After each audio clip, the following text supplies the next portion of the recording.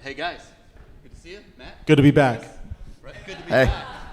It's like you guys are doing double duty here, right? How much did everyone miss us? Matt in particular. Hey, I it's missed been you a already. it's been a pretty exciting last hour for all of us here. You know, it makes sense if you think about it, though. I mean, you got performance marketing over here, you got digital experiences over here. I mean, you're covering a wide range of things, right? So I think your perspectives are really interesting. You know, one of the things we thought maybe we'd kick this thing off with is, you know, insights. Insights are important. They kind of drive, you know, a lot of the decisions we make. And as we've seen as a theme here throughout this conference, you know, the data that's used to drive insights is being challenged, let's just say, right? So I wonder if you guys could maybe opine, you know, on that a little bit and say, what's your perspective on that? What are your respective companies, you know, thinking about in that regard? Matt, why don't you, you know, kick it off? Yeah, I actually don't think it's a bad thing, which is weird to say. Chris and I talked about this at the break a little bit, so I won't steal all the thunder. I'll pass it back to you in a second. But no, I mean, I think it forces us to think differently. The data we were using isn't always, you know, the singular truth that we think it is. You know, third-party purchase data is modeled. If you look at how these platforms categorize people, it can be laughable. If you look at yourself, you can see your own categorization on, you know, platforms that rhyme with Facebook, and it's not always who you are, you know. So I think it forces us to think differently. It forces us to get serious about, you know, our data fidelity, segmentation, how we're using the data, you know, the type of data we're looking for. But no, I actually don't think it's a bad thing. It's a challenge, but it's not a bad thing. Yeah, I echo that sentiment. And what I've been super interested by and not surprised by throughout the conference is no matter what vertical people are in, whether it's insurance, whether it's CPG, whether it's news, we're all facing the exact same challenges. And so in a way, I find that to be comforting. And I find the fact that we're hearing the same playbook being used across a variety of different verticals to also be comforting. I think one of the things that's really interesting to me is, and it's kind of similar to what you were saying earlier, Matt, around creating new opportunities within an organization to do things in new and different ways. And with this data and the change within data, one of the things that I'm excited about is thinking about how do we start to use the data we have and model that data off-site in a scalable way to start to get smarter about how we're using it. And so I think it creates some new challenges, but also some new really exciting opportunities. And I love that we're all facing the same dilemma. And none of us have the answer, which I think we all said.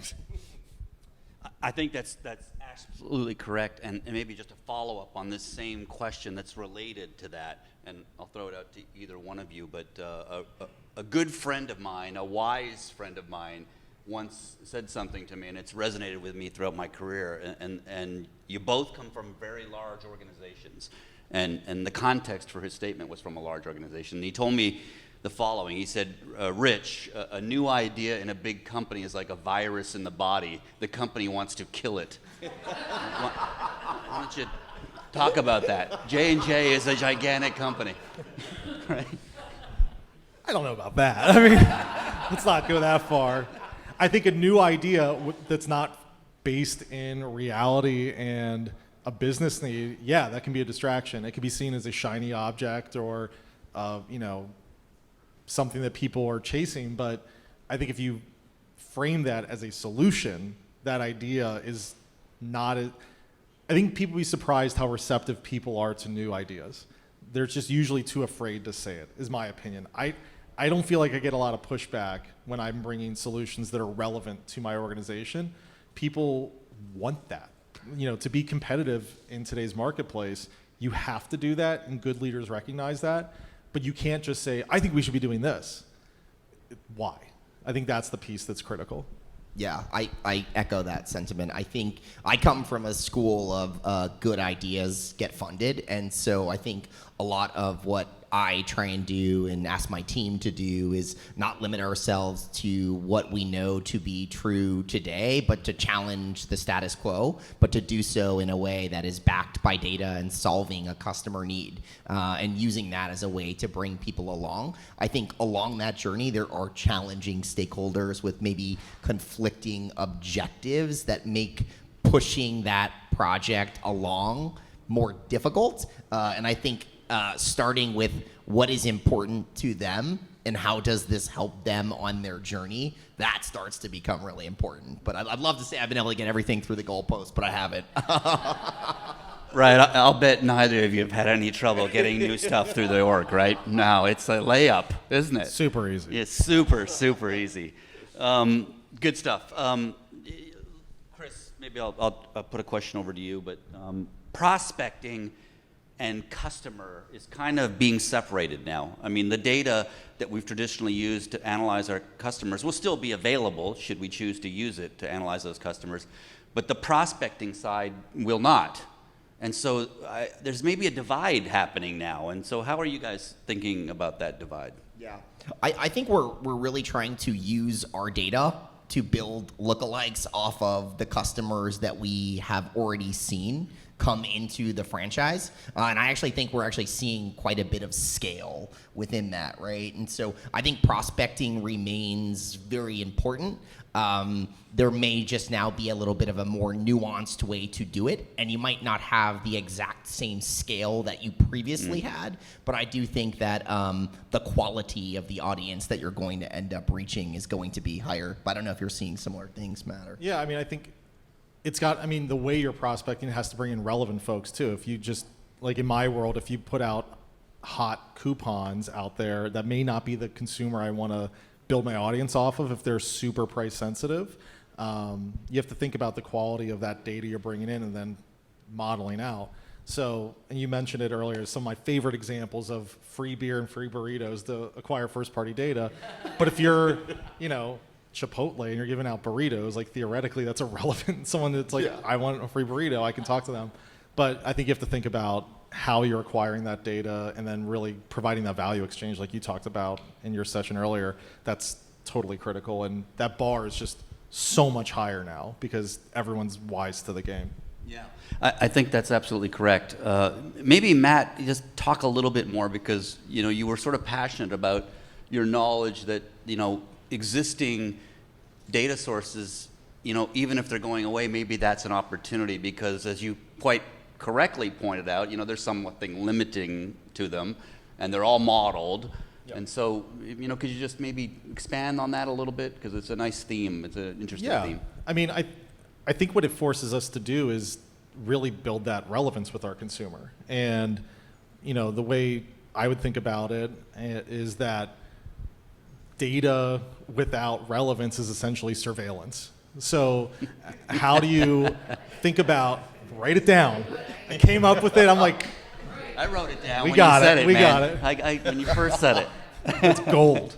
It is gold.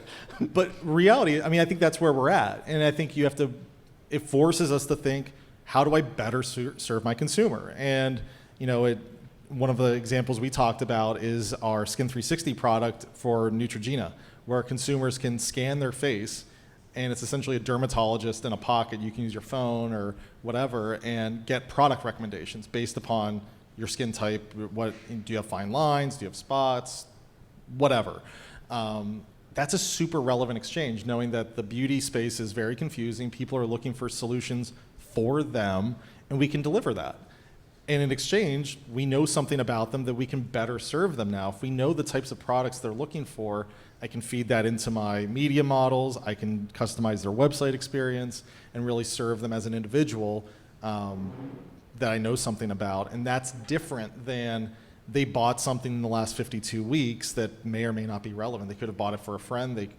Someone could have stolen their credit card. I don't know. But it's a different relationship we're building that I think is important, and it forces brands to think that way of like, what can I offer? How do I be more than a product? And I think that's a good evolution. We live in a world of choices, so you have to differentiate. Product's not enough anymore. I wonder, earlier in the sessions, I guess it was Paul who showed us that Imagine technology that Google was working on that sort of can took an image and do all kinds of crazy stuff with it. And I think you had mentioned something to me about you guys developing technology that can scan a face and draw some conclusions, that would be beneficial, right, to a consumer. That sounds like incredibly insightful data and personal data, right? That with a value doesn't get much prop, more personal. with a value prop to it to the consumer. Maybe talk just a little bit more about that if you could. Yeah, I mean, it's a way to get one-to-one, which is hard to do. It's expensive to do that. But if we can have the technology that can get us there and then funnel into some, we can, tag our products based on benefits and, how to best delineate. But there's also low-tech versions of that too, where it could be, people volunteering information. What are you looking for? Do you have curly hair, straight hair? Do you have this, or, what benefits are you looking for? But how do you make it more, put more control in that consumer's hands? And there's examples all over the industry with this sort of stuff. I mean, virtual try-ons or, all kinds of stuff. But I think it just makes it meaningful. It's not product. It's more, let me help you. That's just a different way brands are showing up today because of technology. Yeah, and I think in a world where brand loyalty has never been more challenged, we're actually pushing ourselves to a place where loyalty is going to be at the underpinning of everything we do because the bar has been so significantly raised. And I think maybe it's a different way of thinking about the number of consumers that you're acquiring versus the quality of the consumer that you're actually bringing in, and just raising the bar of everyone around you, which is challenging. This brand loyalty, it's a nice thread. We see this because we clearly have clients who have little or no brand, and then other clients who have brand. And what we've noticed, of course, is the obvious, is that the world is so cluttered with ads and offers and opportunities that if you don't have a brand, I mean, it is really, really hard to get people to respond. Maybe talk about that, because you guys obviously have two great brands, right? I mean, without brand loyalty, you're fighting for every sale. So, I mean, it is so expensive to do that. And that's where lifetime value is it's different than your short-term ROI. The way we're modeling short-term ROI doesn't take that into account. And that's a challenge that you have to look at, and I think Paul had mentioned this earlier, like you look at more than one data set and think about it in more than one way. It's not, if you try to optimize for one metric, you could end up making poor choices or making short-sighted choices. I thought that was a really insightful thread he was talking through. And that's true. You have to think, if there's a way I can create and foster and maintain brand loyalty, if I give them a solution, here's the perfect product for you, or here's the perfect newsletter based upon your interests, they're more likely to come back versus a more transactional relationship of save $2 and then next month when they come back to the shelf, one of my competitors is on sale. Well, I bought that, it was good, but this is on sale. I don't really have a emotional attachment to this brand. I mean, lifetime value is the other side of customer acquisition costs that I think modern brands need to really start thinking hard about, especially as we get into, where we're heading in the industry. It's sort of interesting because as the marketing industry is forced to evolve so dramatically, one of the things that immediately comes to mind for me are how have some of the other functions within a broader organization also evolving. Like finance is a great example within a company where we ran a brand campaign, and one of the first questions I got from our CFO is, what's the ROI? And that was never the goal, right? So I think as we are forced to evolve, as customer expectations continue to rise, cross-functional organizations need to arise with that. And thinking about principles differently outside of what has historically guided strategic decisions within a company. It's very hard to plan long term. I feel like many companies are always planning to the year and then course correcting around the year, whereas I'm a much bigger believer in thinking 3 to 5 years out and managing to those longer term growth goals. And so it will be interesting to see, now the onus shouldn't just be on marketers, it should be on companies to evolve. And so that's something I'm incredibly curious about is how will some of our stakeholders evolve with us, so we don't feel alone on the journey, which is sometimes a reality. Yeah, I mean, we actually evolved to a 3-year planning cycle about maybe 3 years ago, something like that, and it drives different conversations, which is so important. And it's not that you want to bet the farm on a future, maybe it's something you innovate in this year, pilot that you plan to scale next year if it works, but it definitely changes the conversation. And then your point about cross-functional, my finance partners sit in those meetings as well because they need to understand how the ROIs and the measurements changing, because obviously it directly impacts our financial models. Supply chain needs to understand if we're selling stuff that breaks in the mail, you got to fix that. It's all so interconnected now. You can't have a weak link, and yeah, absolutely. You have an interesting challenge. I was thinking about it, that not everybody has at Bloomberg. You're not only a brand, you have financial products you sell, and you're a publisher. How do you guys look at the changes going on in marketing and marketing in the context of the sort of the triad?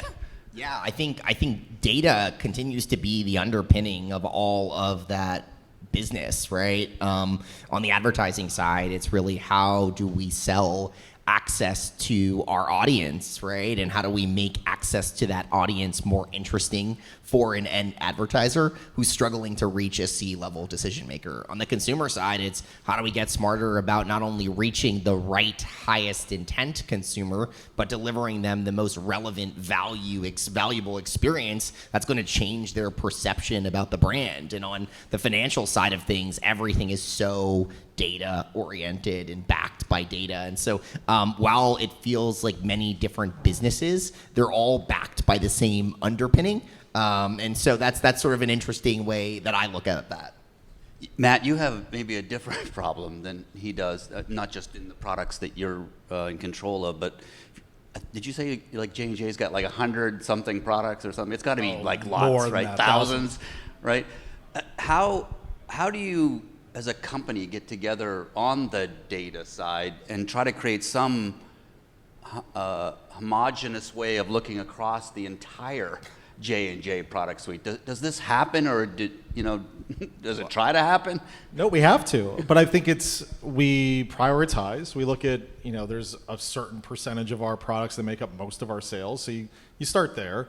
But we do sell a lot in our long tail. I mean, our small products are still huge. So it is a challenge, and that's where having the right data visualization, models, processes, ways to take humans out of it in a lot of ways, because, I can look across what we're doing in, different media channels. And if you look at a channel like search or retail search, I could be supporting literally thousands of products who then have hundreds and thousands of keywords across dozens of retailers. I need technology to help me there, or else it's just not going to happen. I couldn't hire enough people to actually do that. And then I think it's really a matter of creating those sort of conditions and flags of where you then bring in the human intervention if it's something's gone awry or variables have changed to recalibrate our model. But it's a huge challenge that we deal with. I mean, that's also why we have a huge organization, but we have an enormous portfolio that can be unwieldy at times, for sure. But the technology can help us. We use technology to look at our digital shelf assets. Again, we have thousands and thousands of product detail pages across the retail environment. We use technology to tell us, the AI, of like, are they up to snuff? Do they have the right conditions? Is the SEO good? Because it would just take insane amount of human hours to audit that by hand. You can't do it. So we have to use those tools to really help us shorthand and speed up those processes. Yeah, maybe a question, again, that both of you can probably answer that people might find interesting. With the changes coming that we've been talking a lot about, do you think your companies are ready?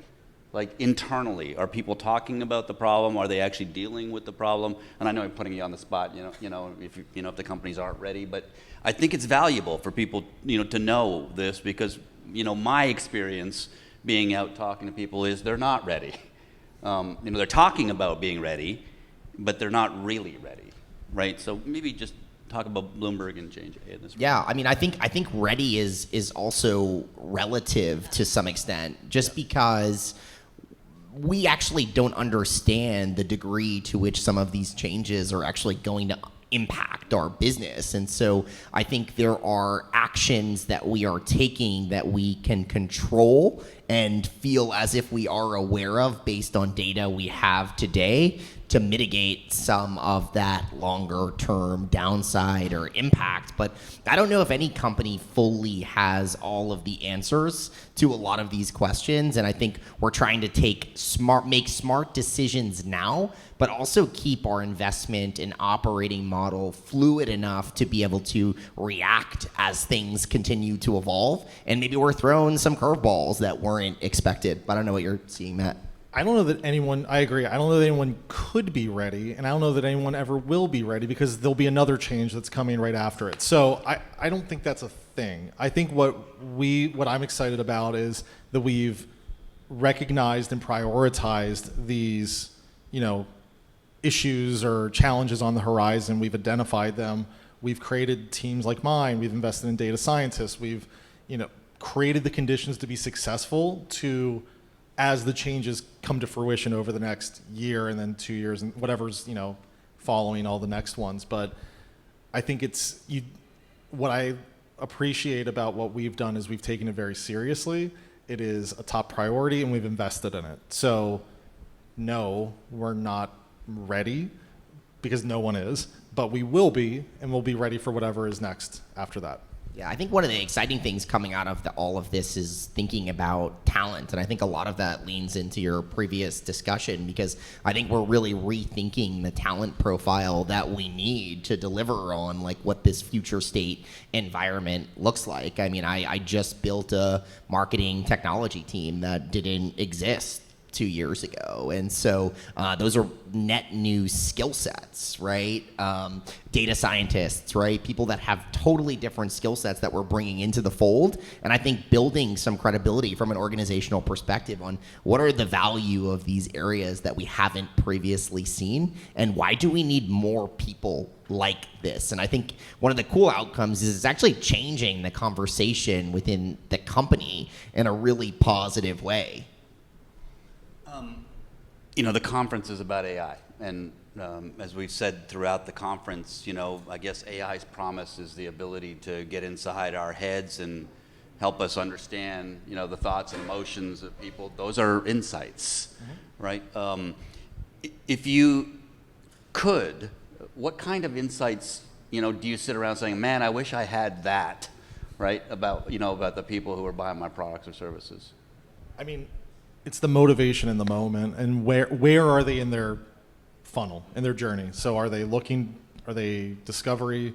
Are they ready to make a purchase? Sometimes you can get that through, their actions. Sometimes you don't know that, but to better recognize how to best serve that person, because you could send people down a lot of different pathways. If they're, just exploring a product or a category, they may need content. If they're ready to buy, I don't want to waste their time. I want to say, buy now, add to your cart, whatever. I think that's the one thing that if I knew that, I'd be really, really happy. But I'll take what I can get. It's also a thread off of what you said with regard to the limitations of the data, right? Yeah, that is a really good one. It's like having better, more relevant, more up-to-date I'm guessing knowledge. Based on when they bought or when they took an action of what their motivation is in that moment. If they visited a web page, downloaded something, clicked on something, bought something 26 weeks ago, I'm assuming they need it again. I don't know. Right. And I think the better you can segment and identify at a granular level, the more meaningful and effective our marketing can be. You must have thought about this, right? I actually completely agree with everything Matt just said. Thank goodness. Imagine if I said I didn't.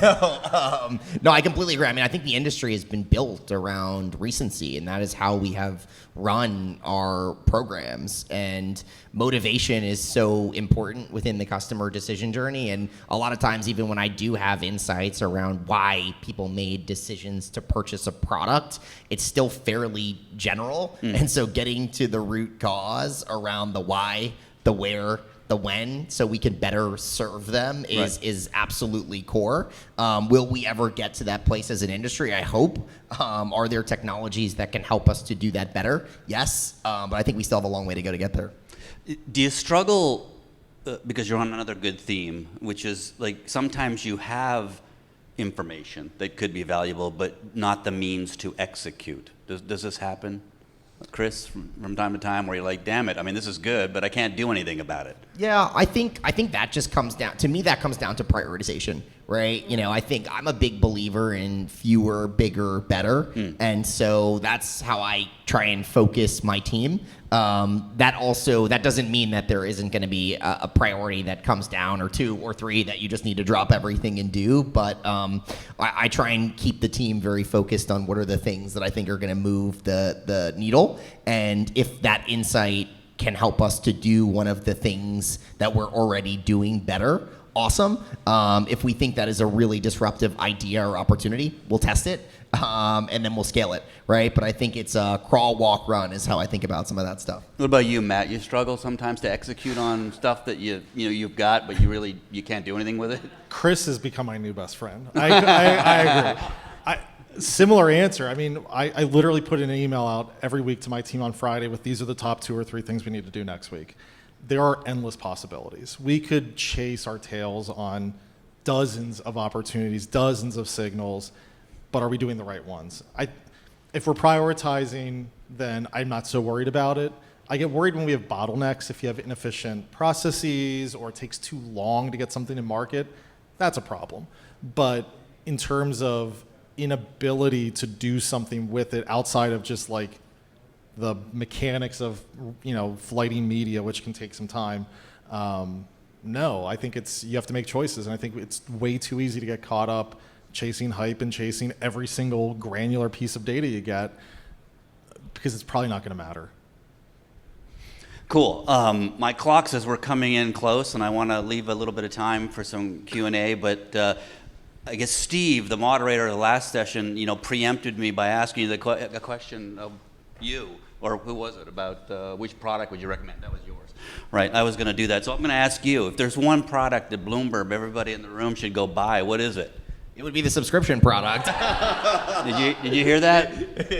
No, I mean, for me, like our product in terms of what I do is a subscription, right? I would recommend that product because, from a Bloomberg perspective, we've got 2,700 journalists across the globe that are committed to data-driven, backed journalism. And I think we are very committed to our audience in terms of delivering the most actionable and accurate information that you can use to make decisions, whether that guides your business life or your personal life. And so I'm an avid reader of Bloomberg. I'm an avid reader of a lot of publishers, but I would highly recommend that product. Matt, I know you already answered that question, but I'll ask you a different question.